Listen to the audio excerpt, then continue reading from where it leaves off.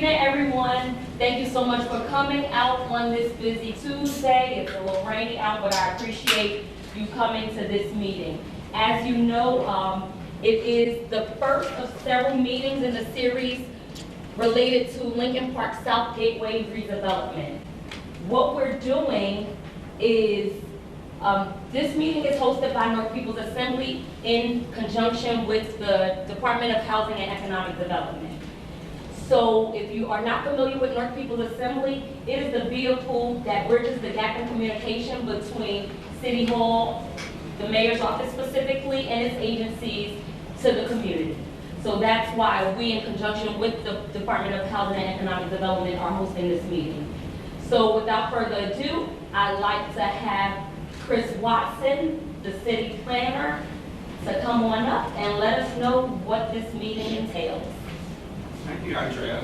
You're welcome. Good evening, and welcome to the first of two meetings. I know Andrea said several, but we are having two meetings for the Lincoln Park South Gateway Redevelopment Plan. So the goal of tonight's meeting is for us to have the type of robust conversation from the public about what you would like to see in this neighborhood as the Department of Housing and Economic Development and the Office that I manage, Planning and Zoning, as we engage our professionals and our staff to rethink about how we move this section,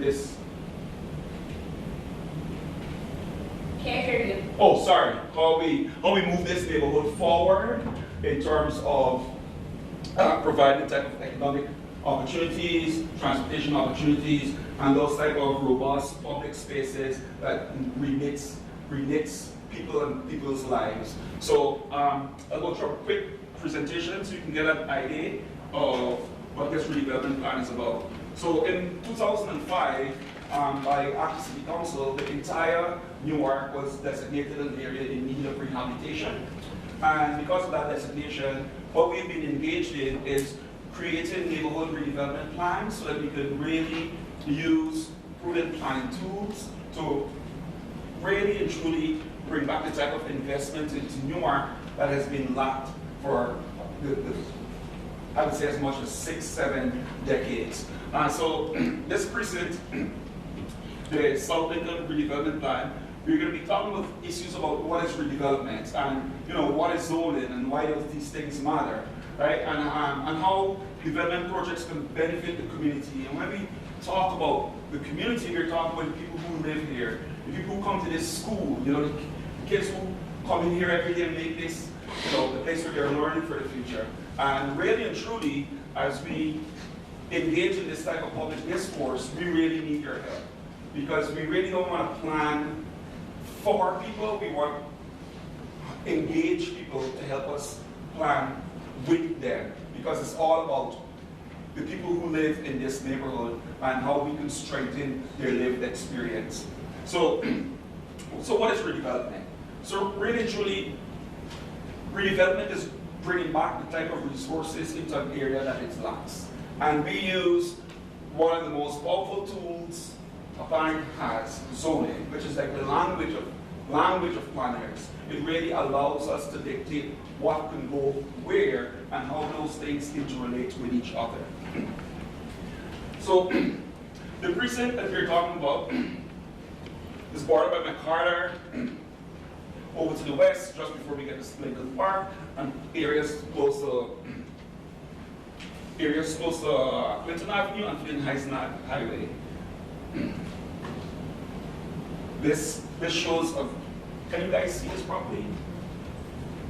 Or do we need to turn the lights off in front or something? Oh, okay. Oh, yes. On the table, there's a copy of the type of maps you'll be seeing here. So you can see the type of the delineation of the borders that we're talking about in this area. And this is just a great slide that shows the demographics of this neighborhood in terms of the census tract, the population that live here, and the type of poverty levels that we're trying to change in this neighborhood through this redevelopment plan. This is a demonstration of our current zoning in the neighborhood. So you see, we have quite a mixed basket here of residential, mixed use, light commercial, and industries and parks.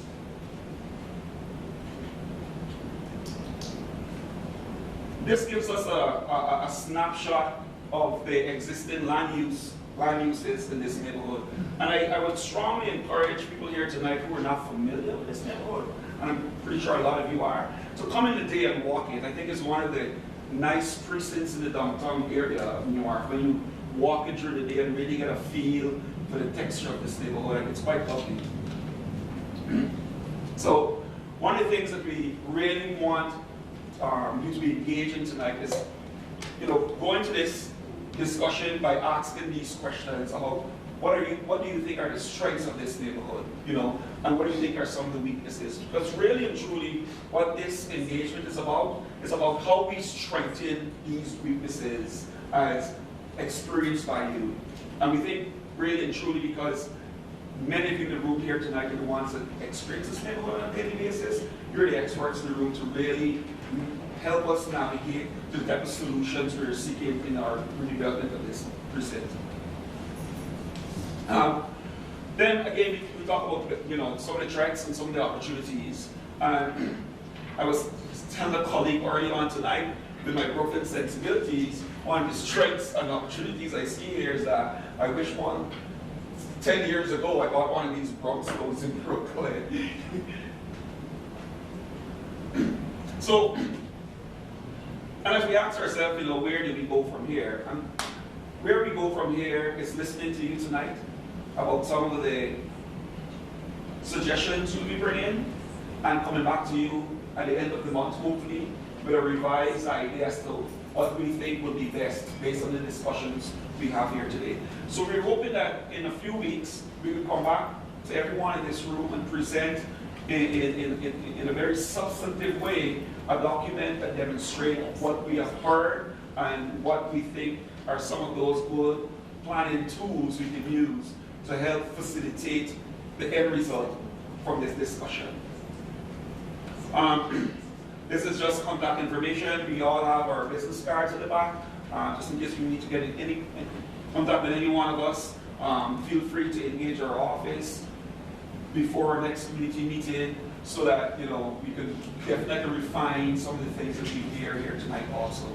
So what we're going to ask people to do is we have 5 tables tonight, and we're going to ask people to group themselves on tables where they think they have more strengths in terms of the discussion, and those tables will be discussing issues like housing and urban design, transportation and mobility, environmental sustainability and public health, economic development, recreation, public space, and public safety.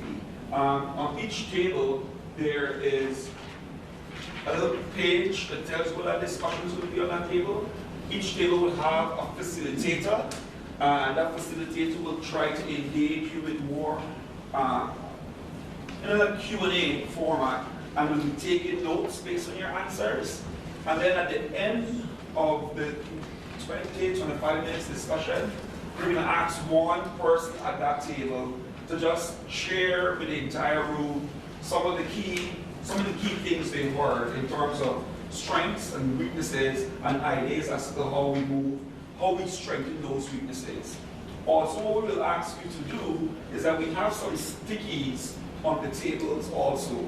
And we know that time does not permit us for us to all rotate tables, touching each one of these topics, but we are aware that people may have a comment that they would like to make on a topic that wasn't necessarily discussed at their table. So we'll ask you to write those comments down and just stick those comments on the respective white page that correspond to those comments, because we'll be taking all of this back to our office and again spend the next 2 weeks dissecting what we heard today and come back with you with a plan based on what we heard. All right? So if people could just, in a sense, find a table where you feel more comfortable and spend the next 20-25 minutes discussing those topics. We really appreciate it. Okay, group. It's time to reconvene. Thank you for your attention. Appreciate you coming.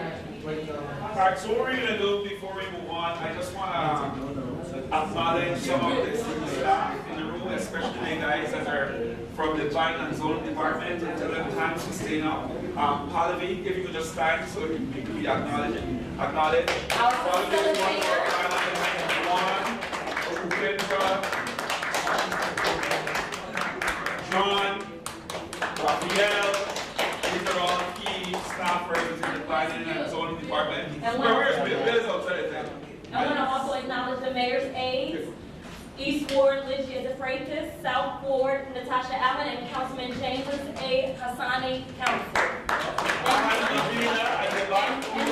And North People's Assembly staff, of course, Lydia Johnson and Priscilla Thomas is also here assisting us this evening. And I just want to add, and I didn't mention it earlier, regarding North People's Assembly, as well as bridging the gap in communication between the community and City Hall, the mayor wants your voice to be heard. So we want the decision makers to hear what it is exactly that it is that you want, and hence, that's why we're having these planning sessions.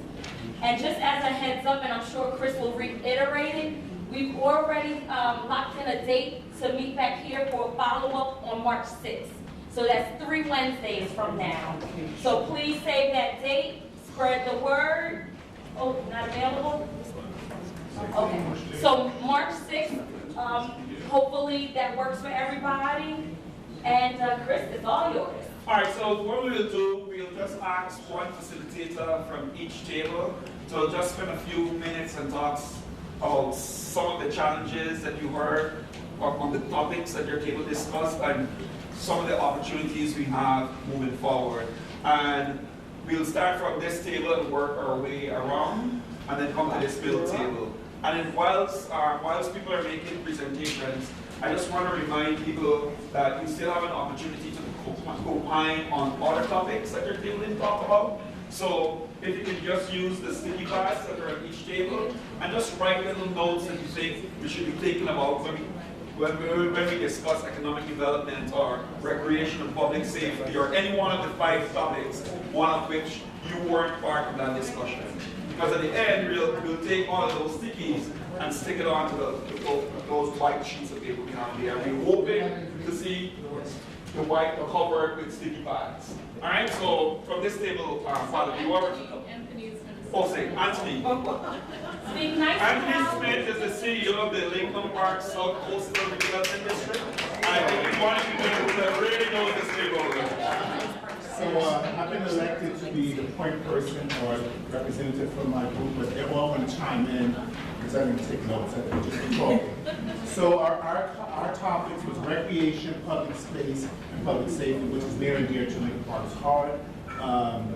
So the way that we look at this area that you're talking about, we feel like it's parallel or it's a sister community to Lincoln Park Coastal District, which is on the other side of the park.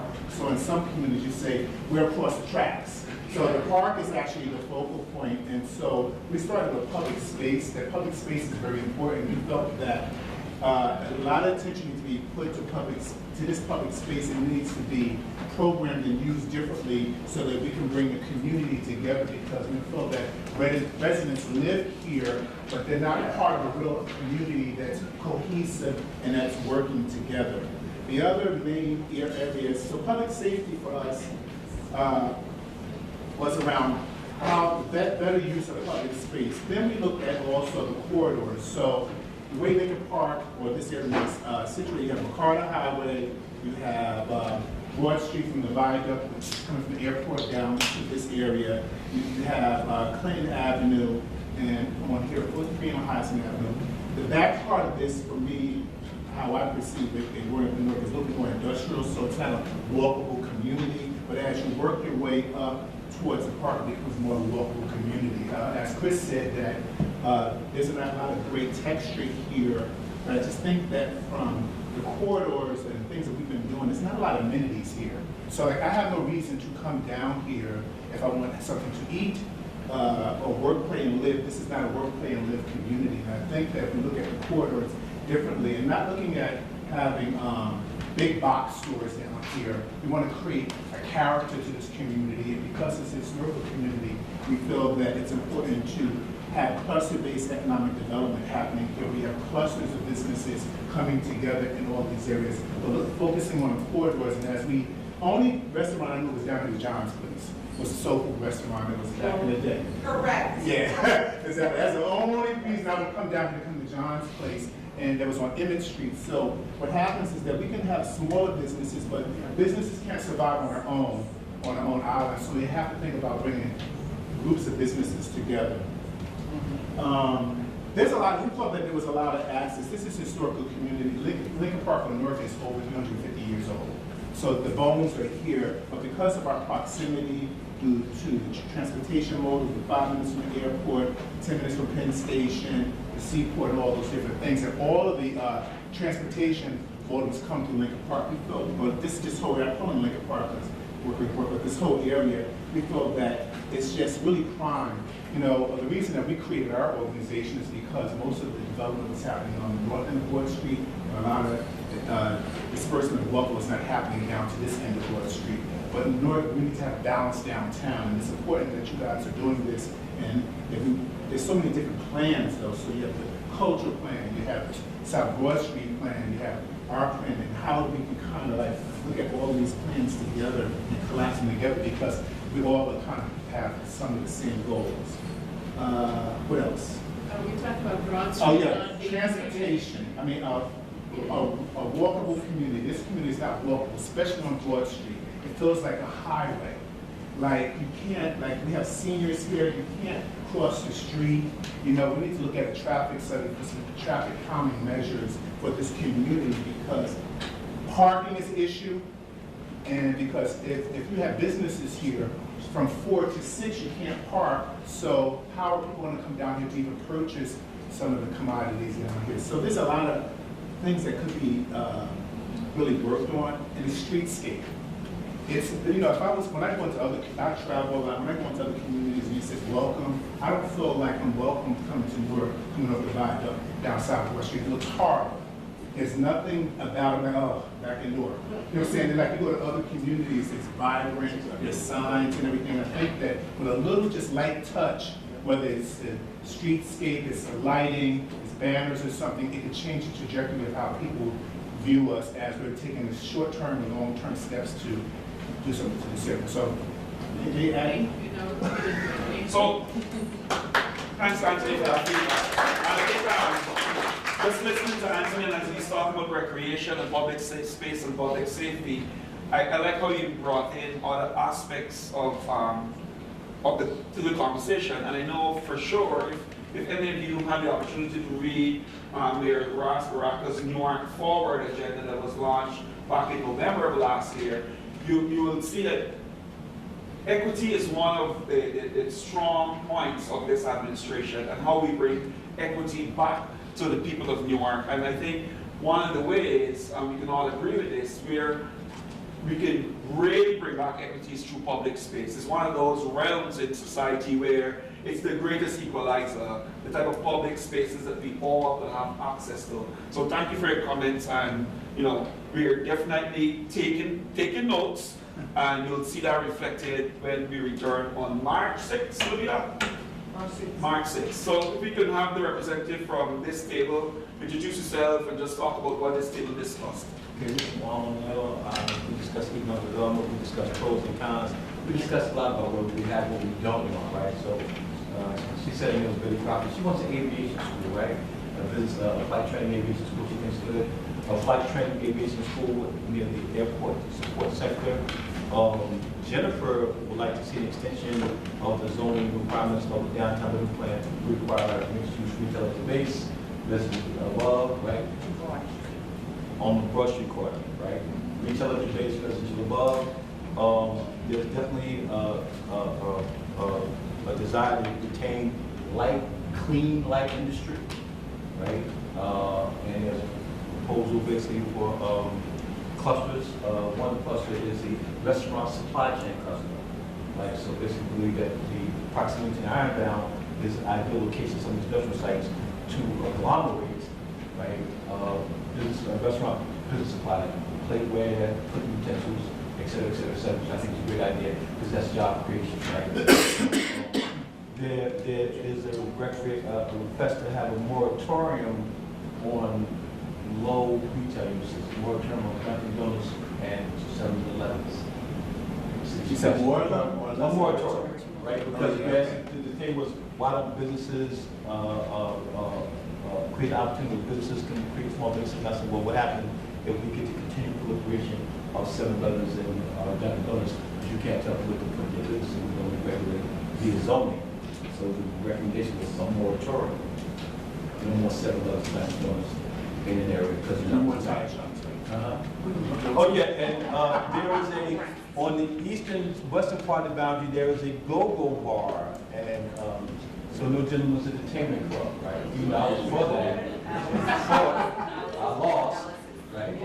Entertainment for the hard-working men and women. Right? It's outside the zone. It's outside the zone, they moved up, they got the deleterious to have them there. But it's outside the zone. I didn't know we could interrupt them, because if we could interrupt them, I would have said, I actually want that aviation, which is a county could be a county, not a county school, associate program, Essex County, moving to the south ward, because the port area, period, a little of it is airport area, a little bit is inside the east ward. So when we come in here, it's not like I wanted, let's say, to jump all over on Lincoln Park thing, but I know we could take advantage of the airport and what it can offer those airlines, what they can do, their community responsibility, just by them, their emissions that come into our community. And then there's the containers that's in the seaport, which they could be made into homes, small homes, because everybody wants a home, or however, wherever you place them. Of course, I'm looking for the economic, I know this is the economic table, but I was really here for that, push that education piece. Yeah, definitely what you're saying is something that's being echoed, not only by people in this particular neighborhood, but as we move more south into the south ward, we're definitely hearing more voices talk about the need to have training facilities that cater to the type of port industry, the airport industry, and there's a But I'm talking about being able to take that FCC pilot license. I'm not just talking about the low-level jobs, and I'm not trying to knock it because everything is not for everybody. Yeah. But I'm saying, let's have some of these pilots come out of our city, I mean, that live from here, is from here, are from here. Yeah, but we definitely in the city have a live work initiative, and it's trying to touch on all of those industries. But I wonder if from this table, if you guys could talk a bit about what was the clean light industry and what does that look like? Well, basically, we didn't go into detail about it, but basically, one of the concerns was noxious and environmentally health, simply one of that, and because of the existing industrial problems in the industry work, to obtain light industry or clean light industry. We didn't go into detail. What wasn't mentioned, which, and going back to what Anthony said, coming off the viaduct in South Dakota, I think the fabric of the community is ideal for a hotel, for an airport hotel cluster, nightclub cluster like Soho, right, with industrial fabric. Again, utilizing the existing fabric and materials to build that out. So when you come into New York, you get to see that aesthetic, right? Just even if we use something that even using, the state doesn't allow us to use to turn containers to housing because of code regulations, but even to use that type of fabric or that fabric and building like a Soho type upscale airport support. People say, well, why would people stay out there? People stay at the airport on the highway. There's nothing to do. It was mentioned downtown here. So it's coming off that viaduct, that airport, when you get there, is ideally situated for a hotel cluster, hotel entertainment cluster. I just want to add, the development of the entrepreneur kind of ecosystem, right, where the mayor is always trying to support local, businesses. So that, my concept was extending what you guys have on Broad Street, you living downtown, where you have, property to the corner, to the property line, the setback, having commercial retail, supporting local businesses, local people having their businesses and then residential upstairs. One of the things we discussed that was mentioned was, where do people in this area get food? Where do they go food shopping? Local services for the neighborhood, right, to create residential. I made a complaint complaint only about the clusters of certain parking lots and people, like the trucks, the parking, it looks like from the overlay from the maps, it looks like there's junkyards in some instances, right? So I think the consistency with zoning, and the reason why the strip road was mentioned was only because economic development is going to be stagnant depending on how we clean up irregular, uses, right, illegal uses and zoning regulations. So It was the strip club, it was the prostitutes, hang on, stop. it's a combination of all of those quality of life issues that impact people who, there's a public parking deck right up on the airfield horizon that is airport shuttle parking. And I know I worked on that project, and I can tell you that people come from 21 and on either direction are 78 and 22, and that's what they see. So that's really, it's really perception of what they see when they come into the city of Newark. So cleaning up those empty surfaces, underutilized lots, even the regular dumping, those sites that have kind of tires, parked cars, those type of junkyard facilities, that's a problem that's going to impact some of them. Yeah, and I really think, just listening to what you're saying, I know given the scale of this neighborhood, it gave us also an opportunity to use some of that type of tactical urbanism that can give us quick wins in changing those type of perceptions that you're talking about.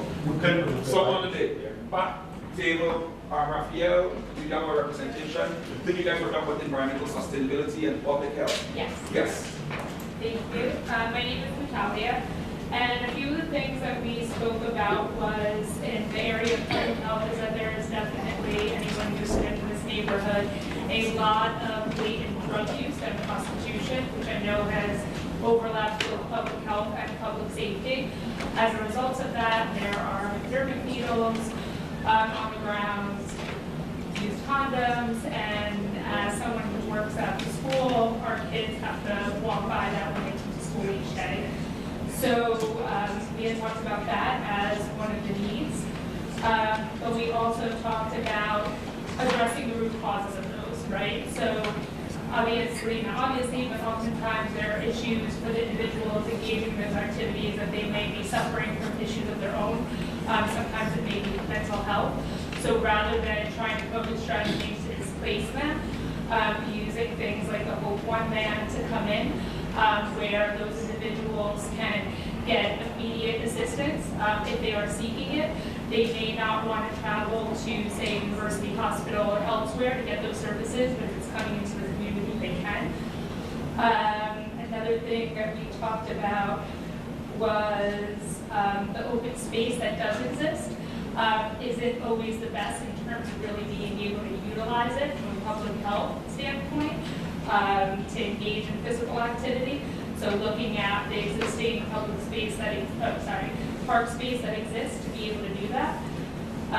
We also had just addressed trying to the air quality issue because it is a gateway. There's a lot of car traffic that comes in and the emissions from cars and trucks. And noise pollution as well. And then the other thing, which kind of doesn't necessarily address the topic, but we thought that we may need more than 2 meetings just to try to get more of the community here to have a voice in the process, and maybe a Saturday session. And that is all. All right, so in terms of like the public spaces that you mentioned, go ahead, Raphael, sorry. Just in addition, just to emphasize, by show of hand, you will see that less than 50% of the people that are here are residents in this neighborhood. And the area in question is a fairly substantial area. It will be unbelievably advisable that A, more than 2 meetings are held. B, that real stakeholders, probably in the southern end of the target area, are invited and or the meeting is brought to them so that they have an opportunity to claim ownership of the process as well, so that they can become part of it, part of the solution, because they have a lot of problems over there. Okay, so just on that point, just know that the reason why we're here tonight is because we want to have as robust of a public conversation as we possibly can. That's why we're utilizing, the Newark People Assembly, we're utilizing institutions to spread the word, to let us know that we're not planning in a vacuum. We don't want a helicopter plan, we don't want a Google plan. We want to neighborhood plan, street plan, come to your neighborhood schools, come to your neighborhood libraries. So, you know, we will take that into consideration about how we reach out to different dynamics. I know one of the things we will be doing is walking the streets and engaging on people one-on-one, let them know what we have envisioned for this neighborhood and the need for us to hear their voices. So that's something that we're really taking credence to and we're really paying keen attention to, because we want to move away from giving somebody something that doesn't represent their need. Because if it doesn't represent their need, they won't take care of it, they won't take ownership of it. So we want, with this neighborhood plan, to be really a plan from the neighbors. Right? So I also would say, Raphael, is that part of that community is here, I would call it the advance team. They do meet, CELSO has been organizing the community down here, but their meetings particularly is around quality life issues, dealing with drugs, prostitution, and crime. And so now elevating that conversation to what reimagining where they live at the community will be an opportunity, but we have to be able to plug into the appropriate stakeholders that's able, because there's also a language barrier too, and some of the folks who are living down here. So being able to galvanize and with the appropriate, say leaders or persons who can really galvanize, because when I go to CELSO's meetings, they say it in Spanish and they say it in English. So what happens is that you just have to be sensitive to the diverse culture that lives in this community also. Yeah. The reason why I say this, for instance, we're in the south end, as I mentioned, in the Wright Street, Miller Street, Emma Street, Poinier. We are organizing a block association, and we have a list of over 100 people already. And I dare to say none of the people in that list are over here. What I'm saying is that you don't want to run the risk that the only people that they see walking in the neighborhood and doing development are people that them are not from there. Yeah. But then they don't have a stake in what happens, and therefore, since they're not invested in it, it doesn't matter to them what happens to that. And so, and these are people that are very active in what they want. They would look at this as a continuation of the process that they've already started about 3.5 years ago. So this is not a surprise, is what I'm saying. What you don't want to know is people thinking that things like this are happening behind their backs. But we're definitely. However, I have properties there and I have never been known to get any information about any kind of organization or meeting occurring between Miller Street, Vanderpool, and Pioneer on Pennsylvania Avenue. Yeah, but Raphael, you know, we really take what you're saying to heart, and just know that this is not being done at all. No. Not implying that. What I'm saying is that as usually happens, the talk of the street is that, wait a minute, they're selling my, from under my feet and they're not even asking me about it. And so we don't want to, the process that is being done very open and with a very strong, good interest at heart, the interest of the community. And so they would see this as a continuation of what they are doing. And just right? For those institutions, those block associations, those churches, and all different facets of the neighborhood that do have like their neighborhood plans, this is taking into consideration those neighborhood plans. If we're reading those plans, because we may not get those people at a meeting, but we have a substantive document that they will produce, and we're hearing them to reading those plans. So again, it's not being done at all, not taking their suggestions into consideration. We just sometimes struggle, you know, to get people out. Tonight was an example of one of those struggles. Is it's raining and it's cold outside. We didn't expect rain tonight. You know, I think if it was raining, we would have seen at least 20 or more people in the room today. Right? But on the first point that the young lady was making in terms of green infrastructure and changing the air quality here. So if you look at the map, you see that there are 3 green spaces, but just know apart from this neighborhood redevelopment plan, our planning department is engaged in a Newark neighborhood Atlas studio being run for us by NGIT, and one of the things that studio is going to produce for us is to help us really identify additional green parcels, not only in this neighborhood, but throughout the entire city, so that we can really earmark the land we need so we can fulfill one of this administration policies, which is a national policy of allowing every New Yorker to live no more than 10 minutes walk from a park. So that neighborhood atlas would give us a sense of where those places are. So I can assure you that in this neighborhood, what you will see is an increase in green infrastructure, an increase in those neighborhood places where we can really allow for people to linger, for people to get to know each other, and really relate communities. Right? So it's something that we're doing in totality, but we take your comments, we welcome your comments and we take them seriously. Can we have someone from this table introduce themselves and talk about what their discussions were about? Hi, I'm John Barry, and we were talking about transportation and mobility at my table here.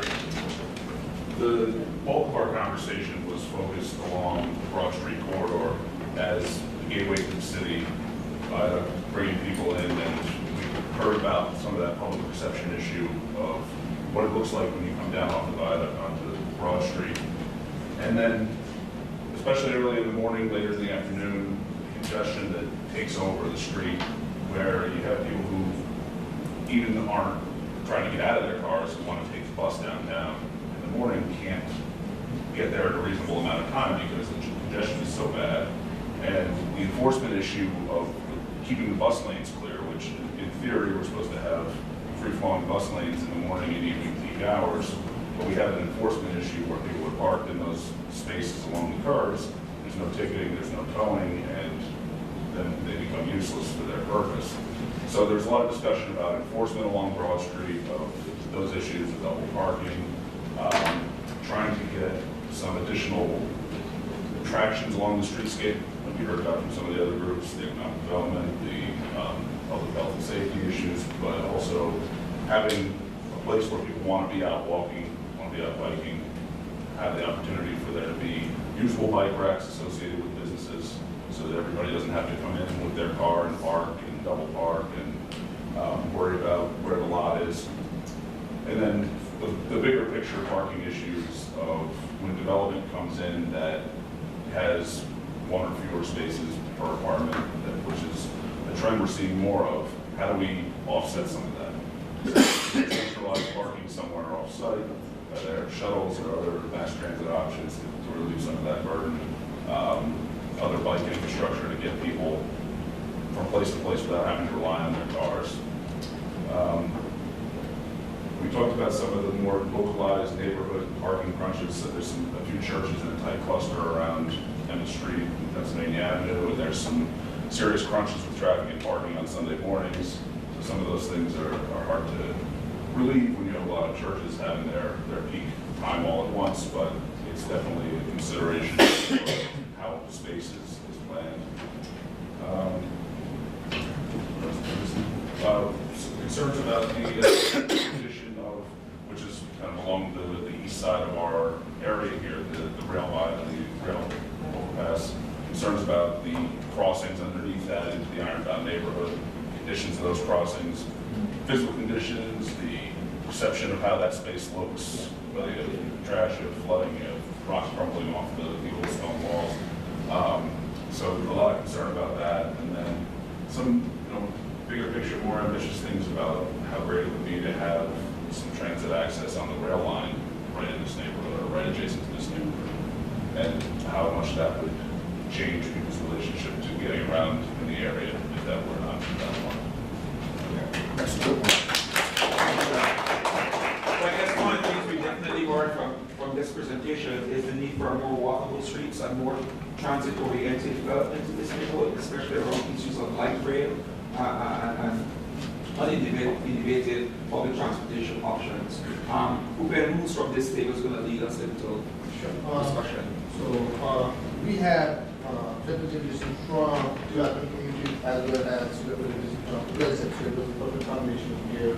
On the issue side, we discussed about the sheer amount of vacant lot and underutilized lot that exists, and that's impacting the neighborhood and the quality of life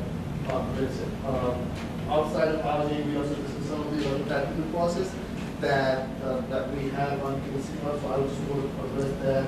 So some of our residents, as part of getting through the technical process, we are actually working on one-stop shop learning center. So that's why we provide a lot of our technical process and the application process. On the housing side, there's a suggestion that presented here that they want to see more a mix of housing opportunities for all class and all people, including artists, housing with shared workspace, supported supported housing with senior citizen housing as long as they're done and they're supported by and with managed. And also there's some concern about how we can connect housing to some of the public communities like Lincoln Park and some of the green space. So how we going to manage how we going to connect those things that are also echoed from the stadium. That's pretty much actually want to add something with it. No, we agree that a rich community is a community that has all types of people, and all types of income, and all types of housing itself, and that is what we are looking forward to do in this neighborhood. And it's great to hear from the development community, particularly they are so conscious about the development and it's good to hear from you. I think we should all give ourselves a round of applause. A great job in terms of really focusing on what the needs are in this neighborhood. Definitely talking about some of the strengths and how we strengthen those weaknesses. What I'll ask you before we wrap up is that if anyone had any substantive thoughts around other issues that your table did specifically discuss, if you can just write those out in the little sticky pads you have and just stick it on the various white pieces of paper you have there, or just before you leave, write it in on that piece of paper. No. Oh, this table didn't get any. Oh, so let's give them some. There. And on behalf of Economic and Housing Development and the Planning and Zoning Department and the administration as a whole, I want to thank people for taking the time, for spending 2 hours with us and helping us forward the mayor's agenda and make Newark rise again as the city deserves to. All right, so thank you so much for coming out, and we hope to see you again on the 6th.